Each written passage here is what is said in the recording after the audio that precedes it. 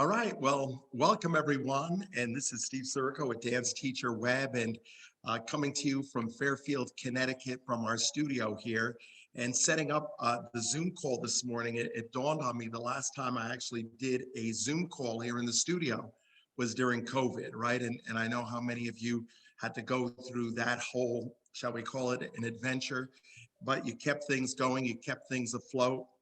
And the great news is that the tide is rising, right? I know through our VIP program, a lot of the studio owners I've been talking with during the conference, the tide is rising, things are coming back. But this program that the government has put in place, which is the employee retention credit, is fantastic. Now, part of this program is you have to, there's always a but, right, with the government. You have to apply for this. The good news again is this is a money that is owed to you, but you do have to apply for it. Now, during the pandemic, DTW, we've always kept our eye out for different areas where studio owners and teachers where we can help. And this we feel is a resource that is really, really, really going to be very important for studio owners because it's a way for you to recoup, right, some of that lost revenue. Now, during the process of hearing about this, both our studio and Dance Teacher Web, we did a whole lot of research to see, what companies can help you with this. Because I recommend that you find a company that can help you. Not, accountants are getting pulled in 50 million directions. We want to find somebody that was an expert in this field that can expedite the process and do it quickly and efficiently. And we found that the ECR Help Desk has been fantastic. We use them at our studio, and part of the reason why we wanted to host this webinar is the process was seamless, it was fast, it was simple, and it was effective. So our studio, we've qualified for over $130,000 tax refund credit. So we're really super pumped about that. And I talked with the folks and said, look, guys, we need to get this out to the community. I'm sure many of you have probably heard commercials about this. There's all kinds of people saying that they can help you, but I'm here to tell you that I've worked with this company and they helped us and it was fantastic. So I'm going to hand it off to them. Enough of me talking. We have Olivia Brown, Callahan Brown, Tim Burney, who I'm going to kick it off to in a second, Jay Cross, CMO Greg Ross Smith, and William Bill Brayman, who was part of the person that helped with our process. So Tim, why don't you take it away? Well, Steve, thank you very much for that kind introduction. I greatly appreciate it. And yes, kudos to you folks for keeping things going. And we're going to talk about some of the benefits for having kept things going. My part of the presentation is just going to be, I'm going to spend a few moments with you, and then I'm going to kick it off to the broader team. Us, like yourselves, we're not professional presenters, so we apologize in advance if there's a couple slip-ups and trips behind stage. So having said that, with us today, we have Olivia Brown as our head of business development, Greg Ross Smith, who's our chief marketing officer. I think on screen is Jay Cross, who runs our analytics department, and myself, Tim Burney, chief operating officer, and the man of the hour, Bill Brayman, right there, who made all of this connection possible. Hey, Bill. So the employee retention credit is an offshoot from the CARES Act, where effectively you're being compensated for holding on to the employees that you paid W-2 wages to. So once again, this idea that you had kept your businesses in place and kept your employees earning monies is the basis that the CARES Act allows you to reward you for paying those salaries. We believe, and it's true, in fact, that about 80% of businesses will qualify on some level. So we're going to talk about the different ways in which you qualify, but everybody in this room today will most likely qualify. So it's certainly worth your time to take a look at what's happening here. Even under the auspices that you receive PPP, you still qualify. Early on, that wasn't the case in terms of the CARES Act, but it certainly is the case today. We will be asking you for PPP information, and we're going to incorporate that into your calculations. But nonetheless, just be rest assured, even if you did receive PPP, you will have the opportunity to receive ERC. So how much is the credit, right? That's the big question. Is this worth my time? So it's up to $26,000 per employee. The average kind of lands at somewhere between, let's call it $13,000 and $17,000 per employee. But every employee that you pay W-2 wages to, you can earn up to $26,000 per employee. So back of the envelope calculation, you can figure out how quickly it is. You can figure out regularly quickly that it's certainly worth your time. And as Steve mentioned in the beginning in our discussions, what's the cost to you? Well, the cost until we qualify you and we're ready to file is absolutely nothing. So even if you don't think you qualify, you should certainly get yourself involved in the process.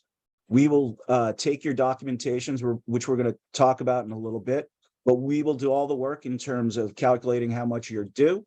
We'll assemble those documents, assemble your files, keep your files on records, and then go off and file for you with your permission.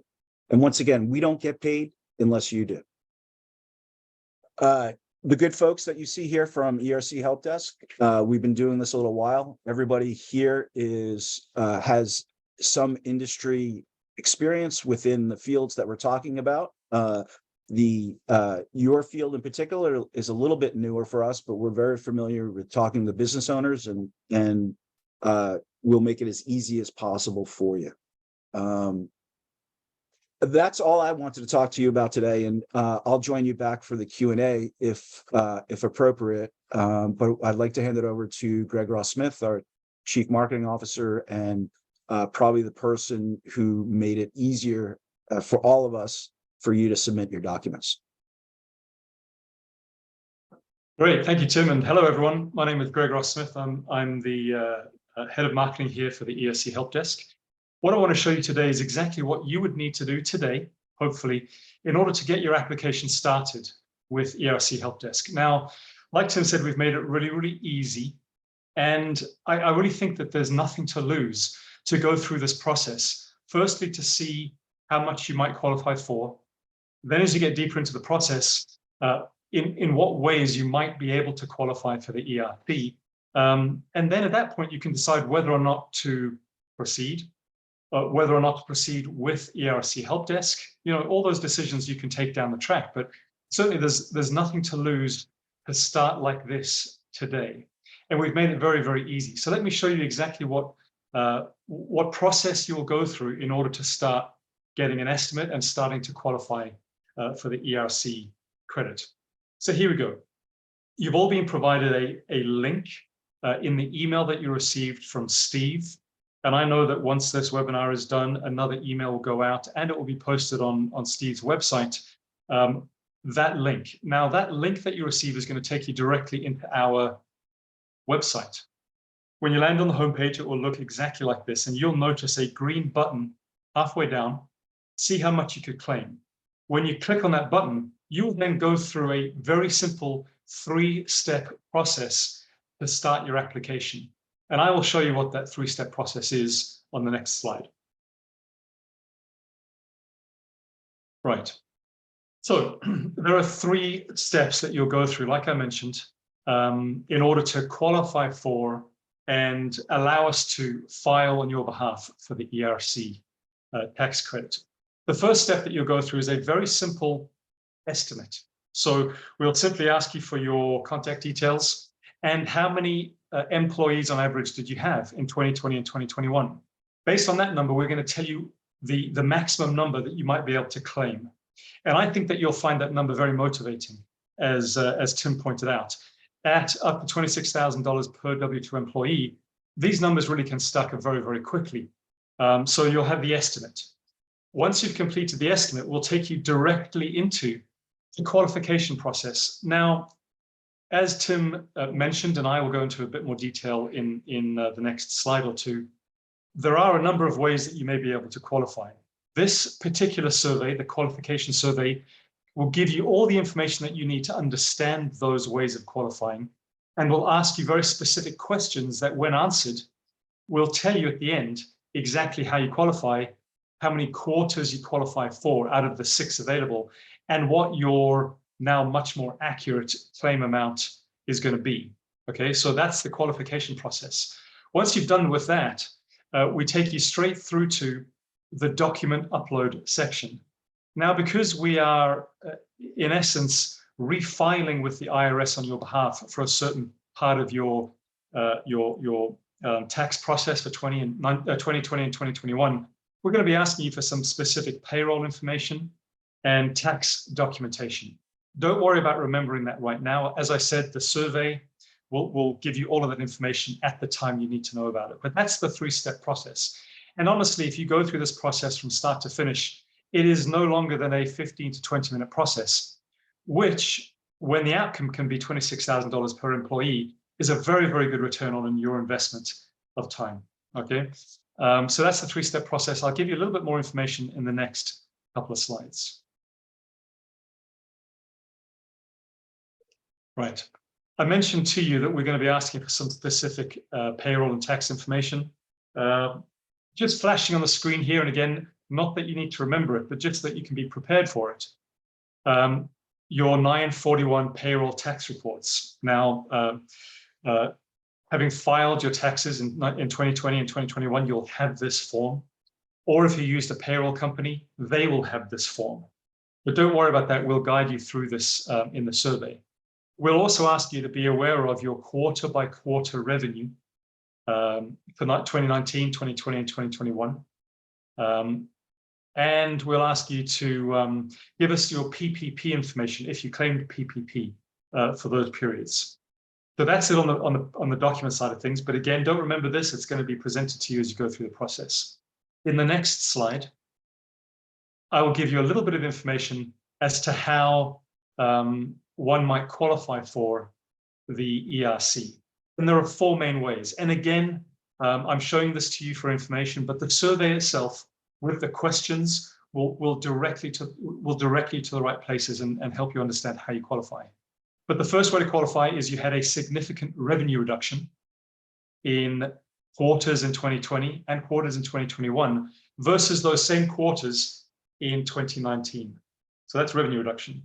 And I think that that's going to be a very likely eligibility option for the folks on this call. The second way is a supply chain disruption. So based on COVID restrictions on suppliers, did you find it very difficult to source inventory, supplies, and equipment that ultimately nominally affected your business in some way? Okay, that's the second way. The third way, did you experience a full or partial suspension of business because of government-related orders that reduced your capacity, hours of operation, or resulted in a full store closure for a period of time, or may even have resulted in a cancellation of meetings, conventions, et cetera, that you use to drive business? That's the third way. And the fourth way only applies to new businesses that were started after February 15th of 2020 and that had gross revenues or annual sales of less than $1 million. I'm not sure that that's necessarily going to apply too much to folks on this call. But again, as I say, the survey is going to take you through everything you need to know. So I would encourage you to go there and start going through the questions and seeing what popped up the other end for you. So let's move on to the next slide. And by the way, there will be Q&A at the end. So anything on this, you feel free to ask questions as we get to the end of our presentation. So on to the next slide.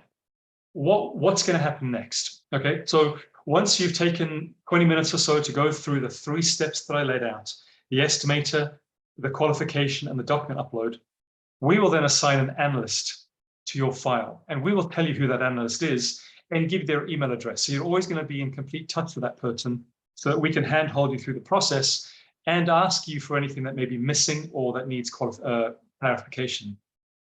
As your file progresses through the process, we will notify you at every stage of that process by email. So you're never going to be left in the dark. And finally, once everything is submitted to the IRS, it can take about 1 to 6 months for the IRS to process the claim and to process payment.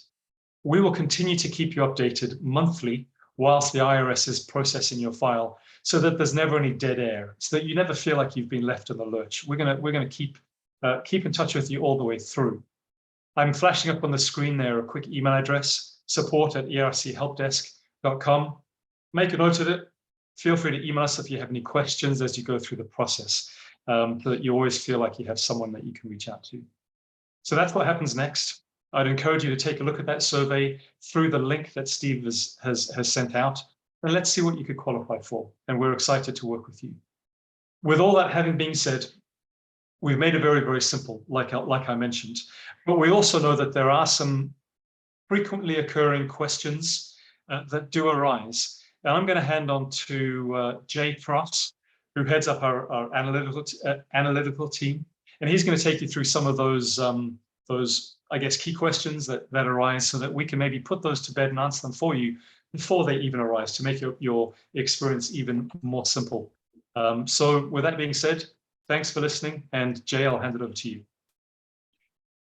Perfect. That did a great job, Greg, of explaining the process. And I'm just going to go through a few things that, you know, some of our clientele gets stuck with when they're going over the survey, or having a hard time contemplating in their mind exactly what this entails as far as being an eligible employer in order to receive the ERC tax credit. Now, as you can see on the screen, it breaks down a lot of the different processes. We're going to focus in on just some of the major issues. The survey does a great job of walking you through this whole entire process. So I don't want to waste time, and I want to get right to some of the key issues. Now, I want to break down into simpler terms, kind of the revenue qualifier. This is one of the easier ways to do things. It's pretty self-explanatory, and the survey is actually going to ask you pinpoint questions that you'll be able to answer as long as you have your revenue numbers for 2019, 2020, and 2021. Now, when you look through them, it's actually going to give you these exact rules and regulations that are in this screenshot of the 50% and the 20%. It's going to guide you through that. Now, where you're going to come to more of your issues is when we move on from the revenue and come into the other part of qualifying besides the revenue-based qualifier, which comes to that partial or full suspension qualifier. Now, this doesn't always mean exactly what that says. When it says full or partial suspension, you need to think of it in terms of, how was my business affected to where I couldn't meet the full potential of what my business was supposed to meet during this time frame? So for instance, let's go through some of the different ways that you might have experienced a full or partial shutdown. So you could have looked at limited hours. A lot of places around the United States, they had businesses that were only allowed to operate in certain times. So if you were open normally till 8 o'clock, offering classes or things of that nature later in the evenings, you may not have been able to do that. So that would have restricted your business to be able to operate at a lesser amount of time, which in and of itself becomes a partial suspension, not a full suspension, because you're still able to operate, but you weren't able to operate in full. When we look at that, you could have also been involved with travel restrictions and curfews, things that would not have allowed your employees to be able to come in after a different time. Since here in Florida, for instance, a lot of our employees and businesses had to actually be home by 8 o'clock in the month of, well, the end of the month of April was when it was in fact here. So that meant that a lot of the businesses had to shut down in time to give their employees time to get off the roads. Every state is going to have its little nuances. 20%. Every area could have its little nuances. It can be local government. And the thing is, you know, it's not a rules bad or idea to look regulations at or mandates having on each PMI. I know individual nobody likes it, but area. It could have been there's the a big state difference government that between did so, or it could have the monthly even PMI been when you federal go from government. 5% down to We always want 10% to tie down to these back to 15% rules down. and If you want to I reserve think cash, I think we're getting mandated some you can look at crossover. those whether options that is because local, the PMI federal, or state. Like I said, you also can find other things that we will go into that the survey will actually go through line by line and take you through each one of these possibilities. I want to move down to supply chain issues.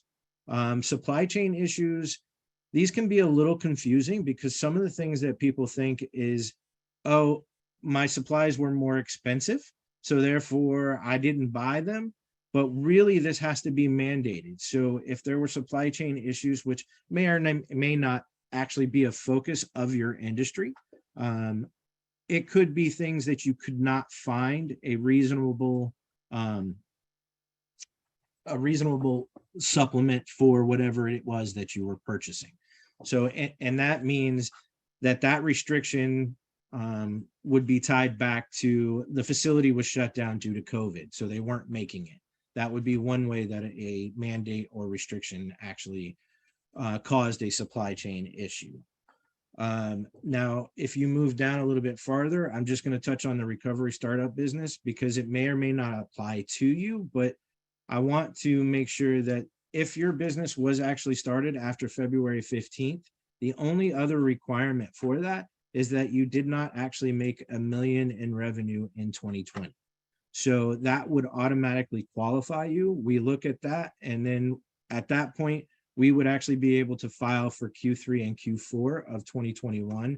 It's relatively simple and relatively quick.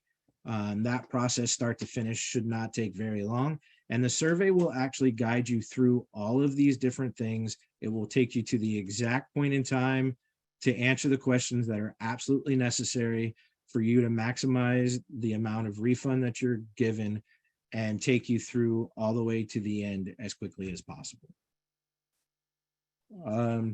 At this point, I guess we can open up for Q&A. If anybody has Jay, any if I types of can just questions, jump we're in here for to 1 answer. second. Everything was fantastic, guys. I just want to point out to the group too, keep in mind, this is for part and full-time employees. I know I had some folks email me questioning that, I know a lot of studios maybe have a lot of part-time employees. If they're W-2, they can still qualify. So it's not like you have to have a full-time employee to do this. And also circling back to both what Greg and Jay talked about. Think about too, a disruption of your business. Our recitals, I know that's a big revenue generator. I know a lot of us had to shift gears and do our recitals outside, and maybe you didn't make the same kind of revenue on ticket revenue. Also, I know just from our conference this summer, there were a lot of folks that started up their business in COVID then hit. And God bless you, you made it through all of that. If you can make it through that in your first 2 years of business, folks, the rest is going to be pretty easy, I can tell you. And then the other thing is the supply chain. How did that affect maybe the costumes you ordered, maybe the dance wear and stuff like that? Maybe you weren't able to get everything in and be able to, I know a lot of folks have stores in their studio. I know we do. We couldn't necessarily get all of the dance wear in a timely manner to be able to, proceed with that. So just thinking a little bit, although I imagine most folks will probably qualify under the reduction of revenue, but these other two, if your revenue, didn't necessarily decrease that much, you still can apply under that adjusted thing. We had to maybe move your recital or your operations to just Zoom classes, or also those new businesses. So I just wanted to jump in and say that real quick. Thank you, Steve. So I'm going to open it up to questions. If you just want to raise your hand, I'll go down the list and allow each of you to ask your question, and one of our team members will be able to answer for you. So go ahead if you would like to ask anything.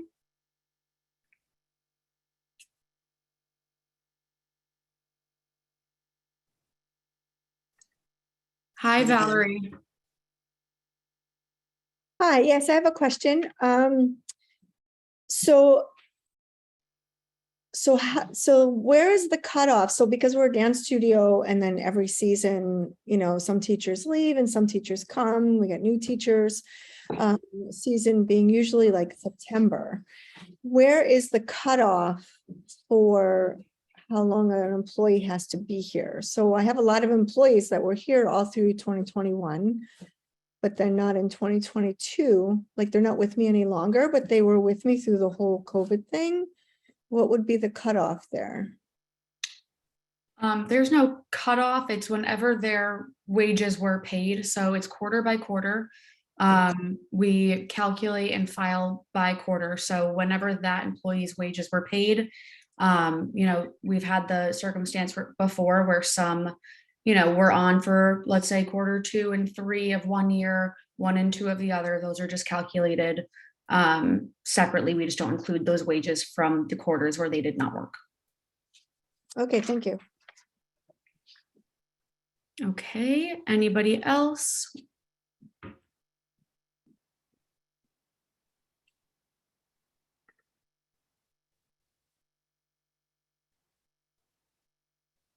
Okay. This is Bill.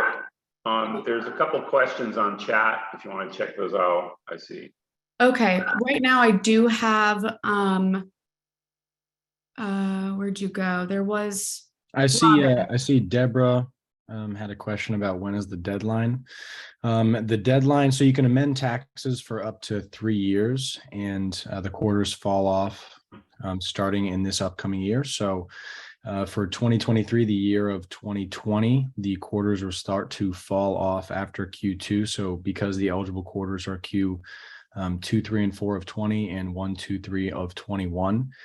Starting after the second quarter of next year is when the first quarter of eligibility will fall off. And then as each quarter passes, that is when the quarters will start falling off one by one.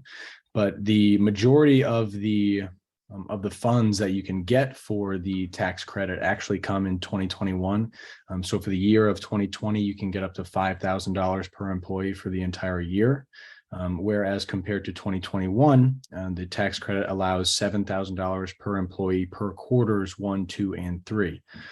So the real big effect as far as the amount of money that you can get, it will start to make a bigger effect in 2024 after Q1 when those 2021 eligible quarters start to fall off. So we really won't start to see a major effect on the deadlines probably until after Q3 and towards the end of next year. Thank you, Cal. So we're gonna do Robin and then Michael and then Sherry. I'm gonna ask that Robin, you unmute. I've given you. I think we should be able to hear you. Okay, are we going to refile all of our 941s for those quarters with the IRS? No, you will not be refiling 941s. So after we get all the proper documents, we'll handle all of the paperwork and filing all the proper documents. We file 941Xs. So it's not technically, refiling 941s. It's an amendment to those. We're amending all those 941s then. Exactly. So they're amended 941s, so 941Xs, and we actually file all of those in-house. And then we have correspondence with the IRS through that process. Okay, thank you. Thank you. Okay, and now Michael, you asked, do you work with our payroll company in filing the amended 941s? We only have to work with the payroll company if you use a PEO. Cal, I don't know if you want to add anything to that. No, I mean, you said it pretty simply. If you're using a PEO, it's a little bit different relationship that we have with them. We just basically give them, some numbers, and then, we kind of work hand in hand with them to file for it. But if you have a payroll company, a lot of times what we would do is, we just give you basically some instructions on how to get the documents that we need as far as detailed payroll reports go. But as long as we can get those reports, if you're not working with a PEO, we would just take those reports, calculate the tax credit, and then we would handle the whole process. I have an additional question regarding the documentation with the refile, with both the analysis and the filing of the amended 941s. We're going to have to go back if we do get those awards or whatever the value is. We need to go back and amend our returns, not only depending on how your company is structured, your studio is structured. I believe we have to redo our amended taxes for that year as well as if it flows to your personal. Is that correct? Yes. So we give tax advice, kind of limited tax advice. We're not accountants. We're not lawyers. This is our specialty is just the employee retention credit. So what we do is, we basically tell you to, work with your accountant when the money shows up to document it in the ways that, they see best fit.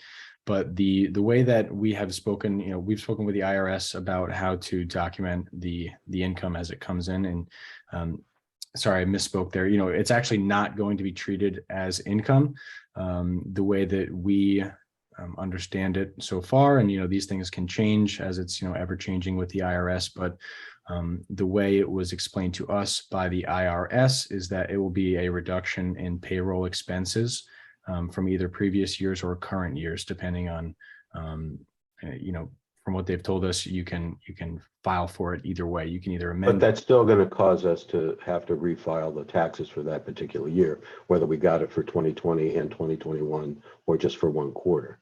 Yes, you will need to amend taxes and document for the fact that you received the ERC check. Okay, and work with our accountant. And you'll provide us obviously all the backup data to share with our accountant. Yes. Okay, great. Okay, I have Sherry Sellers.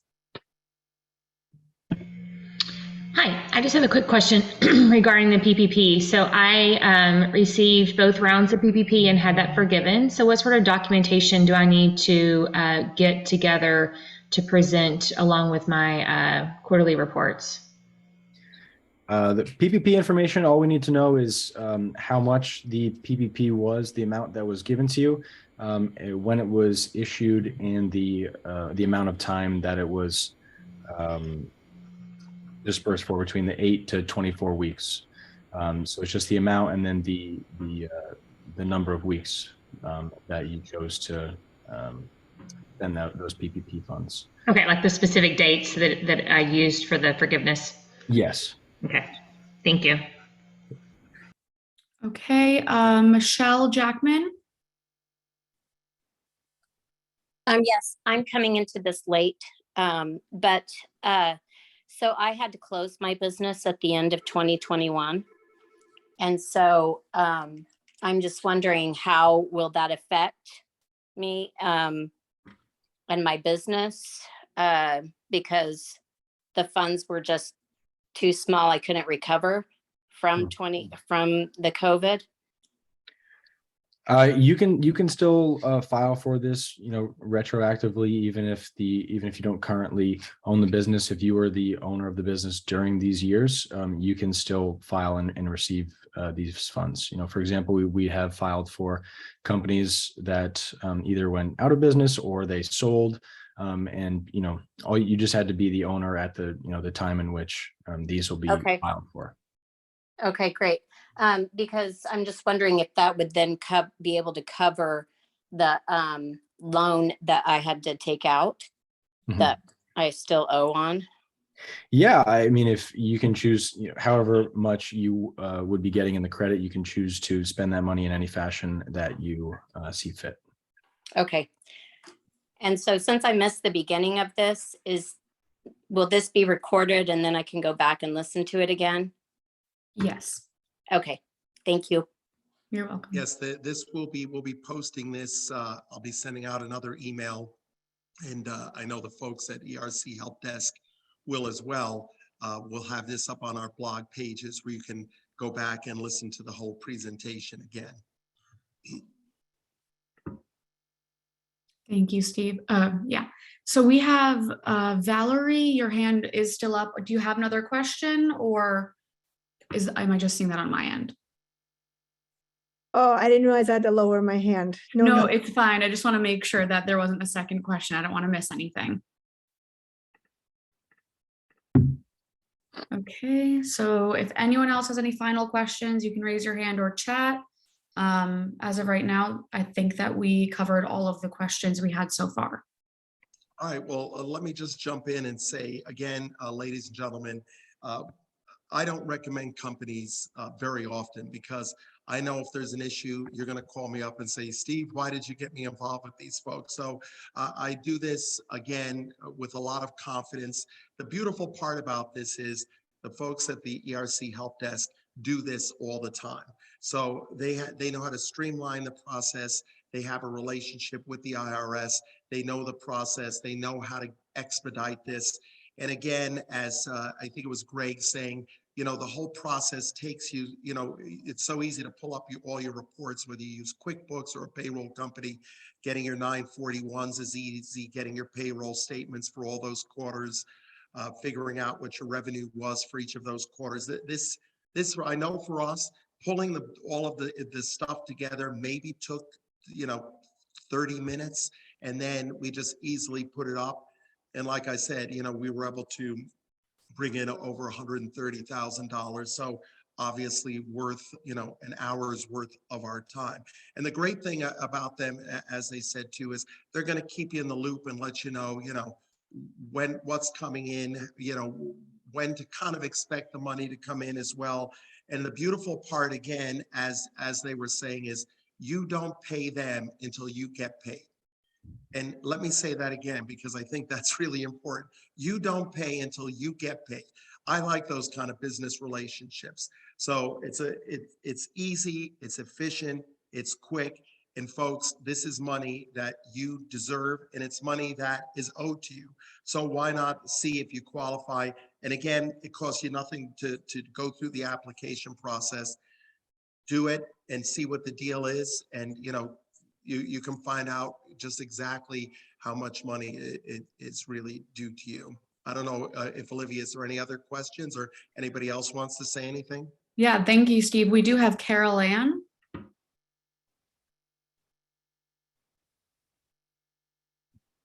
Hi there. This isn't really a question. I just wanted to say thank you, because for the last several months, I must get 5 phone calls a day from companies telling me that I qualify for $26,000 per employee, which is kind of annoying just because I didn't really have the information. So this was very informative, and definitely explains things. You guys are doing a great job, and just want to say thank you. And thank you, Steve, for coordinating this. All right, My thank you, Carol. Business, by the way. I'm celebrating 45 years as a dance studio owner, and it's been rough, but I'm still here.